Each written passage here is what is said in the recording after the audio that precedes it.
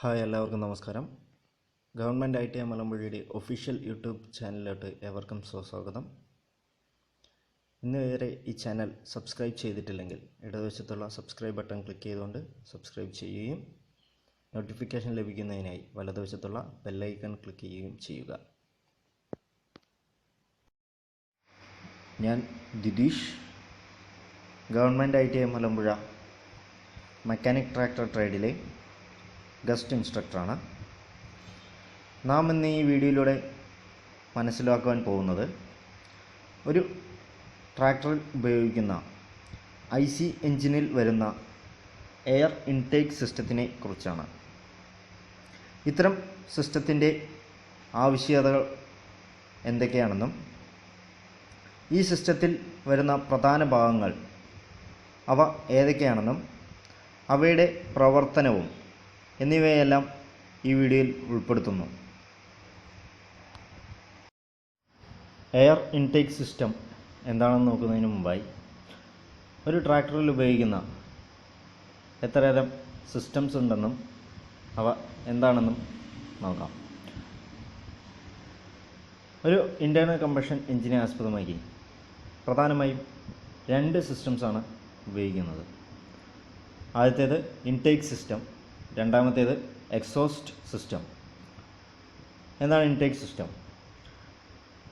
അന്തരീക്ഷത്തിൽ ഉണ്ടാകുന്ന പല ഡേർട്ടി പാർട്ടിക്കിൾസ് അല്ലെങ്കിൽ ഡസ്റ്റ് പാർട്ടിക്കിൾസും ഒഴിവാക്കിക്കൊണ്ട് ശുദ്ധവായു എൻജിനിലോട്ട് അഥവാ എൻജിൻ സിലിണ്ടറിലോട്ട് എങ്ങനെയാണ് വരുന്നത് എന്നതിനെക്കുറിച്ചാണ് ഒരു ഇൻടേക്ക് സിസ്റ്റത്തിൽ പ്രതിപാദിക്കുന്നത്. അതുപോലെ തന്നെ എൻജിനകത്ത് ഉപയോഗിച്ച അഥവാ എൻജിൻ സിലിണ്ടറിനകത്ത് കത്തിക്കരിഞ്ഞ വാതകങ്ങൾ എങ്ങനെയാണ് പുറത്തോട്ട് പോകുന്നത് എന്നതിനെക്കുറിച്ചാണ് എക്സോസ്റ്റ് സിസ്റ്റത്തിൽ പ്രതിപാദിക്കുന്നത്. ഒരു എയർ ഇൻടേക്ക് സിസ്റ്റം പ്രധാനമായും അവയിൽ ഉൾപ്പെട്ടിട്ടുള്ള ഭാഗങ്ങളാണ് ഈ കാണിച്ചിട്ടുള്ളത്. 1 air cleaner, 2 super charger, 3 intake manifold, 4 intake port and intake valve. Air cleaners ഒരു എഞ്ചിൻ്റെ പ്രവർത്തനക്ഷമത, മികച്ച പ്രകടനം, എഞ്ചിൻ്റെ ലൈഫ് എന്നിവയെ പ്രധാനമായും അതിൻ്റെ എയർ ക്ലീനറിനെ ആശ്രയിച്ചിരിക്കുന്നു. ഒരു എഞ്ചിൻ്റെ കമ്പഷൻ ചേമ്പറിലേക്ക് വായു പ്രവേശിക്കുന്നതിന് മുമ്പ് വായുവിനെ വൃത്തിയാക്കുകയും ഫിൽട്ടർ ചെയ്യുകയും ചെയ്യുന്ന ഒരു ഉപകരണമാണ് ഈ എയർ ക്ലീനറുകൾ. ഒരു IC എഞ്ചിനിൽ കമ്പഷൻ പ്രോസസ്സിനായി ധാരാളം വായു ഉപയോഗിക്കാറുണ്ട്. ആയതുകൊണ്ട് തന്നെ ഫിൽട്ടർ ചെയ്യാത്ത എയർ ആണ് ഇത്തരം ചേമ്പറിലോട്ട് അന്തരീക്ഷത്തിൽ നിന്നും വരുന്നതെങ്കിൽ ധാരാളം ഡസ്റ്റ് പാർട്ടിക്കിൾസ് അടങ്ങിയിരിക്കുന്നു. ഇത്തരം ഡസ്റ്റ് പാർട്ടിക്കിൾസ് എഞ്ചിൻ്റെ പല ഭാഗങ്ങളുടെയും തേയ്മാനത്തിന് കാരണമാവാറുണ്ട്. ഒരു എഞ്ചിൻ്റെ തേയ്മാനത്തിനുള്ള പ്രധാന ഒരു കാരണം ഇത്തരം പൊടിപടലങ്ങൾ തന്നെയാണ്. പൊടിപടലങ്ങൾ മൂലം സ്ലീവുകൾ, പിസ്റ്റൺസ്, പിസ്റ്റൺ റിങ്സ്, വാൽവുകൾ, വാൽവ് ഗൈഡുകൾ, വാൽവ് സീറ്റിങ്സ് എന്നിവയുടെ പ്രവർത്തനത്തെ പ്രതികൂലമായി ബാധിക്കുന്നു. അതുപോലെ തന്നെ ചില സന്ദർഭങ്ങളിൽ എൻജിൻ കമ്പഷൻ സമയത്ത് ക്രാങ്ക് കേസിലോട്ട് എയർ ലീക്ക് ഉണ്ടാവുകയാണെങ്കിൽ അവ എൻജിൻ ഓയിലുമായി കൂടിക്കലരാൻ കാരണമാകുന്നു. ഇങ്ങനെ ഡസ്റ്റി ഓയിൽ, ക്രാങ്ക്ഷാഫ്റ്റ് ബെയറിംഗ് എന്നിവയുടെ പ്രവർത്തനത്തെ പ്രതികൂലമായി ബാധിക്കുന്നു. ഇക്കാരണങ്ങളാൽ പെട്ടെന്ന് തന്നെ എൻജിൻ ഓവർഹോളിംഗ് ചെയ്യേണ്ടതായിട്ട് വരാറുണ്ട്. ആയതുകൊണ്ട് എയർ ക്ലീനർ എല്ലായ്പ്പോഴും വളരെ കാര്യക്ഷമമായി പ്രവർത്തിക്കേണ്ടതായിട്ടുണ്ട്.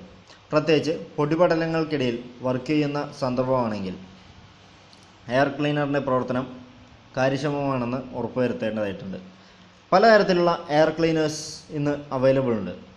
പക്ഷേ നാം ട്രാക്ടറിൽ ഉപയോഗിക്കുന്ന പ്രധാനപ്പെട്ട 3 തരം എയർ ക്ലീനറുകളാണ് oil wetted mesh type, dry air type, wet type or oil bath air cleaners. Copper കൊണ്ട് നിർമ്മിച്ചിട്ടുള്ള oil wetted mesh type air ക്ലീനറിൻ്റെ ചിത്രമാണ് ഇവിടെ കാണിച്ചിട്ടുള്ളത്. കോപ്പർ അല്ലെങ്കിൽ നൈലോൺ വയർ കൊണ്ട് ഒരു വലരൂപത്തിലാണ് ഇതിൻ്റെ ഘടന. ഈ വലരൂപത്തിലുള്ള കണ്ണികളിൽ ഓയിലിൻ്റെ അംശം ഉണ്ടായിരിക്കുന്നതാണ്.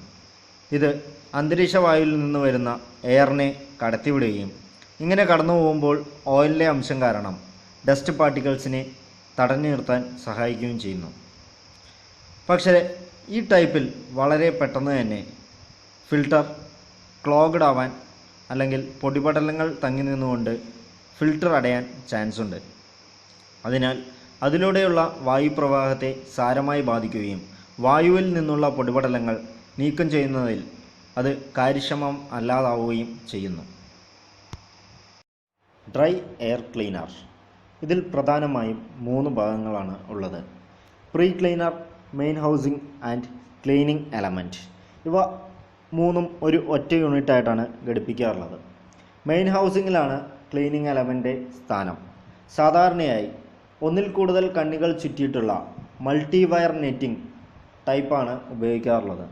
ചിലതിൽ നൈലോൺ ഹെയർ അല്ലെങ്കിൽ പേപ്പർ ഉപയോഗിച്ച് നിർമ്മിച്ചിട്ടുള്ള ക്ലീനിങ് എലമെൻറ്റും ഉപയോഗിക്കാറുണ്ട്. അന്തരീക്ഷത്തിൽ നിന്നും വരുന്ന വായു പ്രീ ക്ലീനർ വഴി ക്ലീനിങ് എലമെൻറ്റിലൂടെ കടന്നുപോയി അവ ഇൻലെറ്റ് മാനിഫോൾഡിലേക്ക് പോകുന്നു. ഇങ്ങനെ ചേംബറിലോട്ട് പോകുന്ന എയറിനെ ക്ലീൻ ചെയ്യപ്പെടുന്നു. പേപ്പർ ഫിൽട്ടർ എലമെൻറ്റ് സാധാരണ ട്രാക്ടർ 50 മുതൽ 100 മണിക്കൂർ വരെ വർക്ക് ചെയ്യുന്ന ഇടവേളകളിൽ പ്രഷർ എയറിൻ്റെ സഹായത്താൽ ക്ലീൻ ചെയ്യേണ്ടതായിട്ടുണ്ട്. പക്ഷേ പൊടിപടലങ്ങൾ കൂടുതലുള്ള അന്തരീക്ഷത്തിലാണ് ഈ പറയുന്ന ട്രാക്ടർ വർക്ക് ചെയ്യുന്നതെങ്കിൽ 50 മണിക്കൂറിന് മുമ്പ് തന്നെ ഈ പറയുന്ന ഫിൽട്ടേഴ്സ് പ്രഷർ എയറിൻ്റെ സഹായത്താൽ ക്ലീൻ ചെയ്യേണ്ടതായിട്ടുണ്ട്. ഡ്രൈ ടൈപ്പ് എയർ ക്ലീനർ റേഡിയേറ്ററിന് മുമ്പിൽ ട്രാക്ടറിൽ ഹോറിസോണ്ടലായും വെർട്ടിക്കലായും ഘടിപ്പിക്കാറുണ്ട്. നാം ഇന്ന് ഉപയോഗിക്കുന്ന ഓവർഹെഡ് എഞ്ചിനിലാണെങ്കിൽ ഹോറിസോണ്ടലായിട്ടാണ് സാധാരണ ഘടിപ്പിക്കാറുള്ളത്. ഇനി പറയുന്ന കാര്യങ്ങൾ ആണ് ഒരു ഡ്രൈ എയർ ക്ലീനർ ഉപയോഗിക്കുന്നതുകൊണ്ടുള്ള ഗുണങ്ങളും ദോഷങ്ങളും. ആദ്യം ഗുണങ്ങൾ എന്താണെന്ന് നോക്കാം. എളുപ്പം സർവീസ് അല്ലെങ്കിൽ മെയിൻ്റെനൻസ് ചെയ്യാൻ സാധിക്കുന്നു. വളരെ ചരിഞ്ഞ പ്രതലങ്ങളിലും പരുക്കനായിട്ടുള്ള സ്ഥലങ്ങളിലും നല്ല പെർഫോമൻസ് കാഴ്ചവെക്കാൻ ഇവയ്ക്ക് സാധിക്കുന്നു.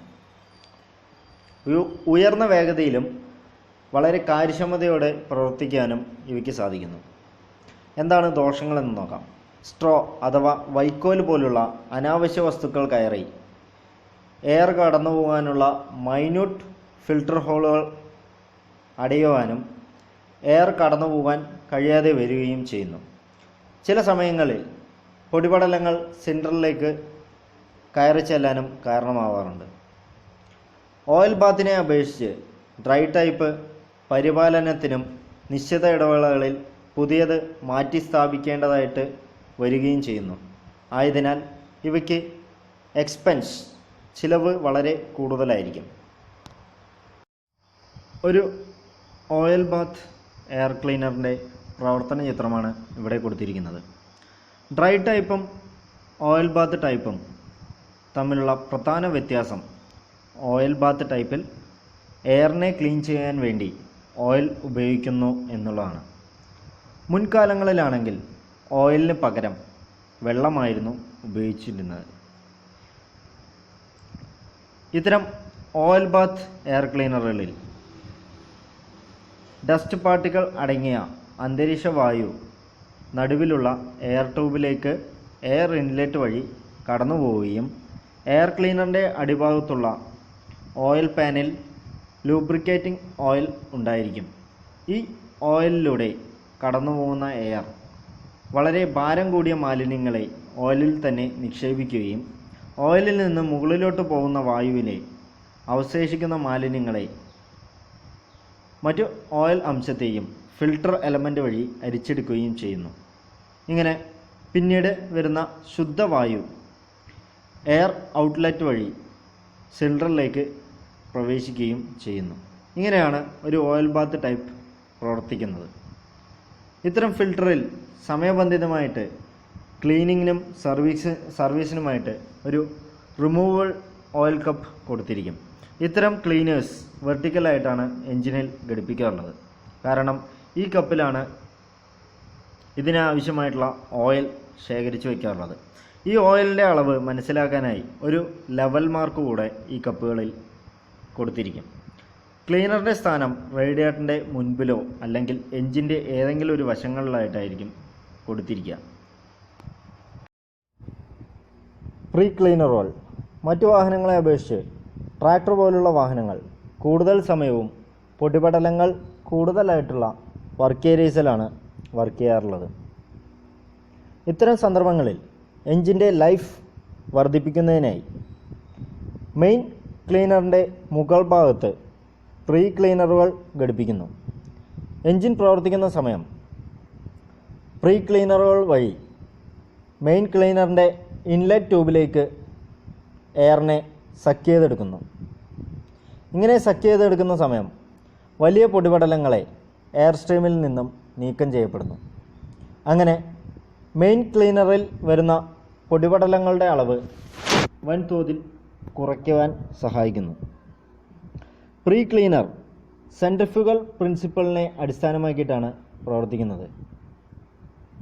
പ്രീ ക്ലീനറിലുള്ള വെയിൻസ് ബാഫിൾസ് വഴി എയർ അകത്തോട്ട് കടക്കുമ്പോൾ എയറിന് ഒരു റോട്ടറി മോഷന് കാരണമാവുകയും ഇത് കനത്ത പൊടിപടലങ്ങളെ പുറത്തേക്ക് തന്നെ വലിച്ചെറിയാൻ സഹായിക്കുകയും ചെയ്യുന്നു. ഏറിയ പങ്കും ശുദ്ധീകരിച്ച വായു മാത്രമാണ് അകത്തേക്ക് കടന്നു പോവുകയുള്ളൂ. ഇത്തരം ക്ലീനറുകൾ എഞ്ചിൻ്റെ കാര്യക്ഷമമായ പ്രവർത്തനത്തിന് ഒരു പ്രധാന പങ്ക് വഹിക്കുന്നുണ്ട്. സാധാരണയായി ഒരു IC എഞ്ചിനിൽ, പെട്രോൾ അല്ലെങ്കിൽ ഡീസൽ എഞ്ചിനിൽ എയർ ക്ലീനറിൻ്റെ പ്രധാന ഉപയോഗങ്ങൾ എന്തൊക്കെയാണെന്ന് ഒന്ന് നോക്കാം.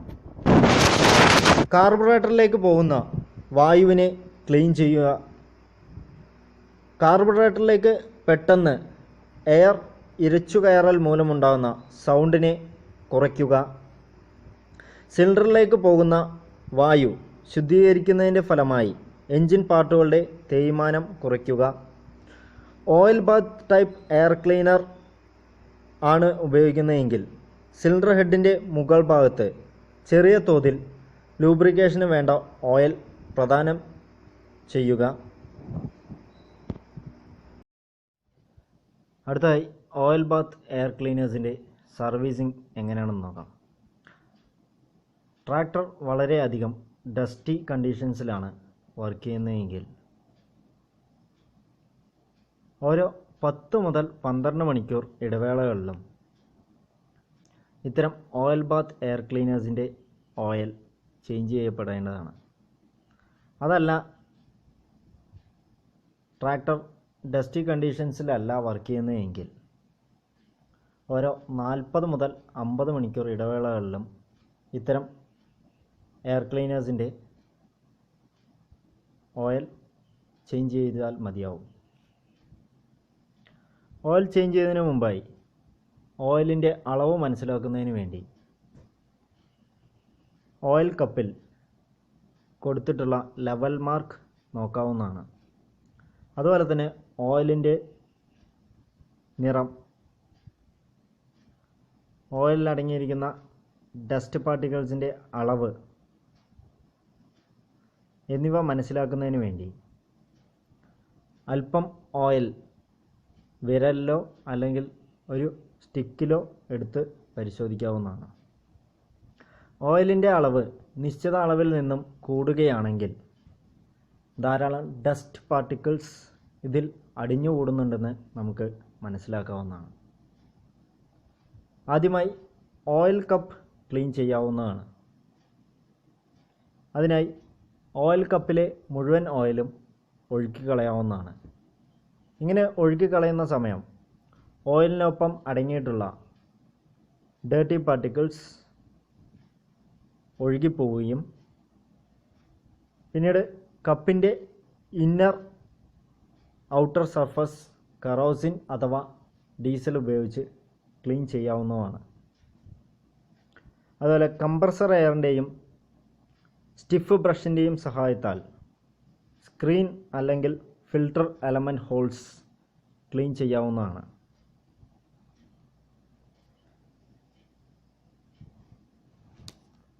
അതുപോലെ കപ്പിൽ ഓയിൽ ലെവൽ മാർക്ക് വരെ മാത്രം ഓയിൽ നിറയ്ക്കുക. ഓയിലിൻ്റെ അളവ് കൂടുകയാണെങ്കിൽ പെട്രോൾ എഞ്ചിനെ ബേസ് ചെയ്തുകൊണ്ട് ഫ്യുവലിൻ്റെ കൺസംഷൻ കൂടുകയും പവർ നഷ്ടം ഉണ്ടാവുകയും ചെയ്യുന്നു. ഇതേ കണ്ടീഷൻ ഡീസൽ എഞ്ചിനിലാണ് സംഭവിക്കുന്നതെങ്കിൽ ഈ ഓയിൽ എഞ്ചിൻ സിലിണ്ടറിനകത്തേക്ക് പ്രവേശിക്കുകയും ഇത് ഇന്ധനമായി ഉപയോഗിക്കുകയും ചെയ്യുന്നു. ഇങ്ങനെ സംഭവിച്ചാൽ ഇത് എഞ്ചിൻ്റെ പ്രവർത്തനത്തെ തന്നെ പ്രതികൂലമായി ബാധിക്കുന്നു. എയർ ലീക്കേജസ് ഇല്ലെന്ന് ഉറപ്പുവരുത്തേണ്ടതായിട്ടുണ്ട്. എയർ ക്ലീനറും മാനിഫോൾഡും തമ്മിൽ ഘടിപ്പിക്കുമ്പോൾ ഈ ഭാഗങ്ങൾക്കിടയിൽ ഏതെങ്കിലും തരത്തിൽ ലീക്ക് ഉണ്ടോ എന്ന് നോക്കേണ്ടതായിട്ടുണ്ട്. അതുപോലെ തന്നെ ലൂസായ ക്ലാമ്പ് കണക്ഷൻസിലൂടെയും ഈ പറഞ്ഞ ഫിൽട്ടർ ചെയ്യാത്ത വായു എഞ്ചിനിലോട്ട് പ്രവേശിക്കുകയും അത് എഞ്ചിൻ്റെ പല ഭാഗങ്ങളുടെയും തേയ്മാനത്തിന് കാരണമാവുകയും ചെയ്യുന്നു. നാം ഉപയോഗിക്കുന്ന പ്രീ ക്ലീനർ സെൻട്രിഫ്യൂഗൽ ടൈപ്പ് ആണെങ്കിൽ സ്ഥിരമായി ഒരു നിശ്ചിത ഇടവേളകളിൽ ഇവ ക്ലീൻ ചെയ്യേണ്ടത് അത്യാവശ്യമാണ്. ഇവ അഴിച്ചു നോക്കുന്നതിലൂടെ അവയ്ക്കകത്ത് ധാരാളം പൊടിപടലങ്ങൾ ഉണ്ടോ എന്നും അതുപോലെ തന്നെ അവയ്ക്കകത്ത് അനാവശ്യ വസ്തുക്കളായിട്ടുള്ള വൈക്കോൽ, ഇലകൾ പോലുള്ള എന്തെങ്കിലും വസ്തുക്കൾ ഇല്ലെന്ന് ഉറപ്പുവരുത്തേണ്ടതും അത്യാവശ്യമാണ്. ഇത്തരം പ്രീ ക്ലീനേഴ്സ് മഴക്കാലങ്ങളിൽ ഉപയോഗിക്കുമ്പോൾ എയറിനൊപ്പം വെള്ളത്തിൻ്റെ അംശവും അല്ലെങ്കിൽ മഴത്തുള്ളി തന്നെ ക്ലീനറിലേക്ക് കടന്നു പോകുന്നു. ഇത് ഓയിലുമായി കലർന്ന് ഓയിലിൻ്റെ നിറം വെള്ളയായി മാറുന്നു, അഥവാ വൈറ്റ് കളറിലോട്ട് മാറുന്നു. വെള്ളത്തിൻ്റെ അംശം കപ്പിൽ മനസ്സിലാക്കിയാൽ ഉടനെ തന്നെ ഓയിൽ ചേഞ്ച് ചെയ്തിരിക്കണം. ഇല്ലെങ്കിൽ എഞ്ചിൻ്റെ എഫിഷ്യൻസിയെയും എഞ്ചിൻ്റെ ലൈഫിനെയും ഇത് സാരമായി ബാധിക്കുന്നു. മാത്രമല്ല സ്റ്റാർട്ടിംഗ് ട്രബിൾ പോലുള്ള പ്രശ്നങ്ങൾ ഇവ കാരണമായേക്കാം, പ്രത്യേകിച്ച് പെട്രോൾ എഞ്ചിനാണെങ്കിൽ. ഇതൊക്കെയാണ് ഒരു ഓയിൽ ബാത്ത് എയർ ക്ലീനറിൻ്റെ സർവീസിംഗ് ചെയ്യുമ്പോൾ ശ്രദ്ധിക്കേണ്ട കാര്യങ്ങൾ. സൂപ്പർ ചാർജറുകൾ അന്തരീക്ഷത്തേക്കാൾ ഉയർന്ന മർദ്ദത്തിൽ എയർ ഫ്യൂൽ മിക്സറിനെ സിലിണ്ടറിൽ എത്തിച്ച് എഞ്ചിൻ്റെ വോളിമെട്രിക് എഫിഷ്യൻസി വർദ്ധിപ്പിച്ച് പവർ ഔട്ട്പുട്ട് കൂട്ടുന്നതിനാണ് സൂപ്പർ ചാർജുകൾ ഉപയോഗിക്കുന്നത്. ഈ പ്രക്രിയയ്ക്ക് പറയുന്ന പേരാണ് സൂപ്പർ ചാർജിംഗ്. സൂപ്പർ ചാർജിങ്ങിൻ്റെ ഫലമായി സിലിണ്ടറിൽ എത്തുന്ന ചാർജിൻ്റെ ഡെൻസിറ്റി വർദ്ധിക്കുന്നു. ഇത് ഉയർന്ന പ്രദേശങ്ങളിലാണെങ്കിലും എഞ്ചിൻ ഔട്ട്പുട്ട് കുറയാതെ സൂക്ഷിക്കുന്നു. എന്നാൽ സൂപ്പർ ചാർജിങ്ങിൻ്റെ ഫലമായി ഫ്യുവൽ കൺസംഷൻ കൂടുതലായതിനാൽ മൈലേജ് കുറയാൻ ചാൻസ് ഉണ്ട്. ഇൻലെറ്റ് മാനിഫോൾഡ് പെട്രോൾ എഞ്ചിനിലാണെങ്കിൽ സിലിണ്ടറിലേക്ക് ആവശ്യമായിട്ടുള്ള എയർ ഫ്യൂൽ മിക്സറിനെ കാർബറേറ്ററിൽ നിന്നും എത്തിച്ചു കൊടുക്കുന്നു. അതുപോലെ തന്നെ ഡീസൽ എഞ്ചിനിലാണെങ്കിൽ പ്യുവർ എയറിനെ എയർ ക്ലീനറിൽ നിന്നും സിലിണ്ടറിലേക്ക് ആവശ്യാനുസരണം എത്തിച്ചു കൊടുക്കുക എന്നുള്ളതാണ് ഒരു ഇൻലെറ്റ് മാനിഫോൾഡിൻ്റെ ധർമ്മം. കാസ്റ്റ് അയൺ അല്ലെങ്കിൽ അലുമിനിയം അലോയ് കൊണ്ടാണ് ഇത്തരം ഇൻലെറ്റ് മാനിഫോൾഡുകൾ നിർമ്മിച്ചിരിക്കുന്നത്. മാനിഫോൾഡ് ഫ്ലാഞ്ചസ് സിലിണ്ടർ ബ്ലോക്ക് അല്ലെങ്കിൽ സിലിണ്ടർ ഹെഡുമായി സ്റ്റഡുകളുടെയും നെറ്റുകളുടെയും സഹായത്താൽ ഘടിപ്പിക്കുന്നു. ഇവയ്ക്കിടയിൽ വരുന്ന ഗ്യാസ്കറ്റ് ആസ്പെറ്റോസ് കോപ്പർ കൊണ്ട് നിർമ്മിച്ചിട്ടുള്ളതാണ്. Dry air cleaner. किसान भाई, जब तक क्लॉग इंडिकेटर पर एयर क्लीनर चोकिंग का सिग्नल न आए तब तक एयर क्लीनर के प्राइमरी एलिमेंट को कभी भी साफ न करें। एयर क्लीनर चोकिंग लाइट आने पर एयर क्लीनर बाउल के 3 क्लैंप्स को खोलें और प्राइमरी एलिमेंट को बाहर निकालें।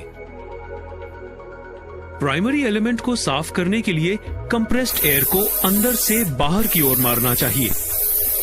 यदि कंप्रेस्ड एयर ना हो तो तो प्राइमरी एलिमेंट का किनारा हल्के से टायर पर मारकर धूल मिट्टी को निकालें। प्राइमरी एलिमेंट को कभी भी सेंटर से टायर पर ना पटकें, इससे एलिमेंट डैमेज हो जाएगा और इंजन को भी भारी नुकसान पहुंचेगा। याद रहे, कभी भी सेफ्टी एलिमेंट को साफ नहीं करना चाहिए। अब एयर क्लीनर का सेफ्टी एलिमेंट निकाले बिना बॉडी को अच्छी तरह कपड़े से साफ करें। प्राइमरी एलिमेंट को फिट करके एयर क्लीनर बंद कर दें। सावधान, ट्रैक्टर धोते समय इंजन चालू नहीं रहना चाहिए, नहीं तो एयर क्लीनर से इंजन में पानी जाकर भारी नुकसान हो सकता है। हम आपको विश्वास दिलाते हैं कि आप